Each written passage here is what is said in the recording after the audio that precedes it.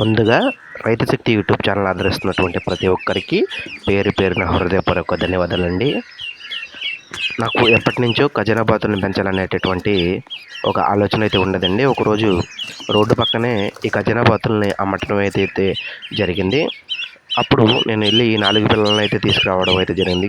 వీడియోలో కనిపిస్తున్నటువంటి 4 పిల్లలు తెచ్చిన తర్వాత అండి వీటికి మనం కొన్ని టిప్స్ పాటించాలండి. ఇవి అప్పటి వరకు కూడా చాలా స్ట్రెస్ అయ్యి వాళ్ళ దగ్గర ఉంటాయండి. తెచ్చుకోగానే మనం ఓఆర్ఎస్ ప్యాకెట్లు అంటారు కదండి, అవి తాపించి తర్వాత ఫీడ్ అనేది అలవాటు చేస్తూ ఉండాలి. వాళ్ళు పౌల్ట్రీ ఫీడ్ మేపుతారు కాబట్టి మనం ఇచ్చేటటువంటి ఏ గింజలకు కూడా ఇవి ఫాస్ట్గా రియాక్ట్ అవ్వండి. ఫస్ట్ స్టార్టింగ్లో మన దగ్గర ఉన్నటువంటి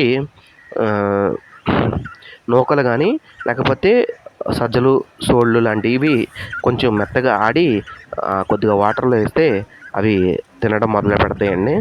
ఇలా కొన్నాళ్ళకి సెటరేట్ అయిపోయిన తర్వాత పూర్తిగా అవి ఈ రేంజ్లో ఇలా అవుతాయండి. కాకపోతే అక్కడి నుంచి ఈ స్టేజ్ వరకు రావడానికి వీటికి పట్టిన టైం వచ్చేసేసరికి 40 డేస్ అలా పట్టిందండి. ఇంకా పెద్దవి అవుతాయి. మీకు ఇలాంటి ఇన్ఫర్మేషను కావాలంటే కామెంట్ బాక్స్లో కామెంట్ చేయండి. మీకు ప్రతి విషయం మన యూట్యూబ్ ఛానల్ ద్వారా తెలియజేయడం అయితే జరుగుతుంది.